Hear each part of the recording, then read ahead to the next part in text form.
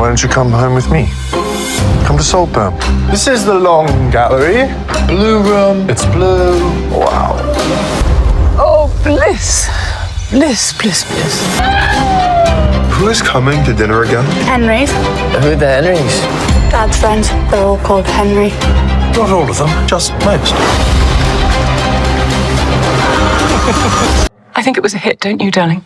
Oh yes, a triumph. Hello, my name is Michael Morley, and I am here to review Saltburn, directed by Emerald Fennell, starring Barry Keoghan, Jacob E. Lordy, Rosamund Pike, Richard E. Grant, and Carey Mulligan. I kept hearing things about this movie. People were coming up to me saying, Michael, you're a critic. You have to review this movie. I gotta say, one of the strangest movies I have seen this year. Probably one of the strangest movies I've ever seen in my life. The movie stars a character named Oliver, played by Barry Keoghan, who is a student at Harvard who falls for a man who played by Jacob E. Lordy, who is rich. He comes from a rich family, and he basically is obsessed with him. He watches everything he does. He looks at him. He stands around in the woods or wherever to stalk him and watch him, and he becomes good friends with him. They become best friends. You can kind of see right away that he's in love with him. He wants to... You kind of feel for this Oliver character that he's got so many problems and that he has a bit of a bad upbringing. He has things going on with his family. At the start, you just want him to tell the bloke that he's in love with, just tell him how you feel about him. Just friggin' just say it that you're in love with him. I can tell you right now that Jacob Elordi's character, there were moments where you could just see that he might have been bi as well. He might have been gay, but even though he was a womanizer that had a lot of women, he could have been gay. He could have been bi. Maybe he would have liked him. I don't know, but it was just frustrating that it's like, just tell him. Just tell him you love him, for Christ's sake. But then the movie takes a turn. When it gets into the second act, he goes to the family house, he goes to the mansion, he meets the whole family. And then we get to see a different side of Oliver that we noticed before, and we actually start to realize that there's a lot of things about him. He's a two-faced prick. He's an instigator. He's a liar. He twists the stories around. He's toxic.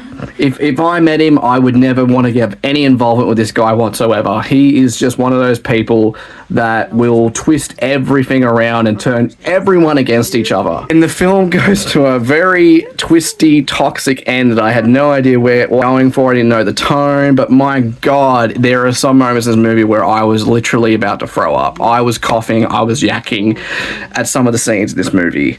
There is literally a scene where Jacob E. Lordy is masturbating in the bathtub, and he climaxes.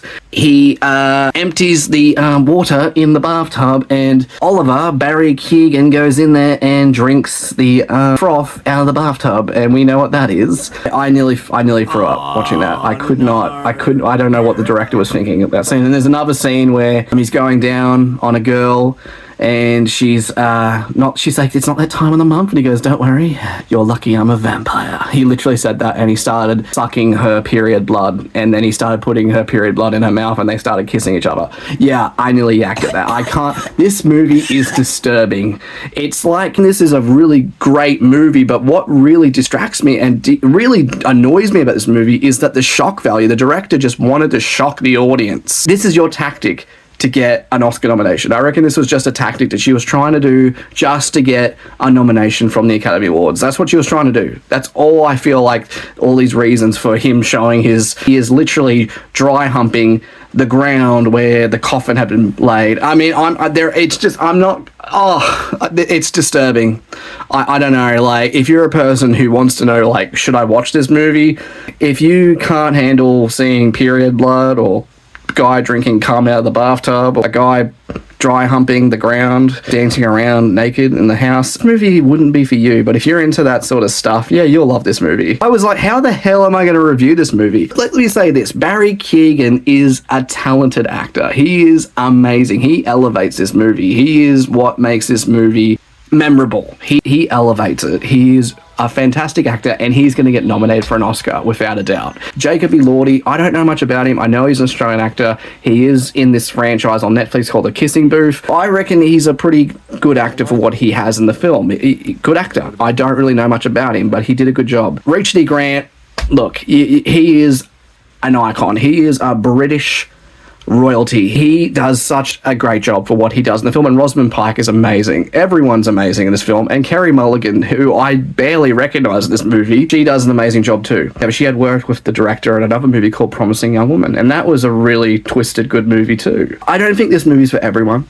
I don't think this movie, I reckon it's going to be kind of mixed. Everyone's going to say, oh, this is a dark, shit, twisted, disgusting movie, and other people say, oh, this is just a masterpiece. It's like an art piece that kind of looks like shit, but there's always going to be mixed opinions on it. It's painting that people look at and go, it's just crap, and then another artist will look at it a different way and go, no, it's actually a masterpiece. So there's always a different opinion. It's like this movie. How do I review it? My God. There were times where I was going to give it a 10, and then it kind of went to the point I was like, no, I'm not giving it a 10. And then I went to a 9, I don't know. And I was mixed. I was like, 7, 6, nah, okay. And I realized this is a new, different kind of movie. There are risks that the director takes in the movie that I don't think works for me. Everything that she wanted to do with the risks. But I would say this movie stuck a chord with me after I'm thinking about it. I remember it.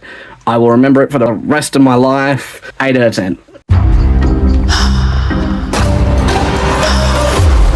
Oh, bliss.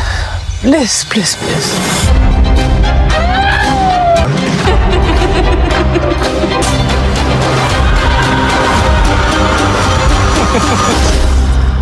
I don't think I'll ever go home again.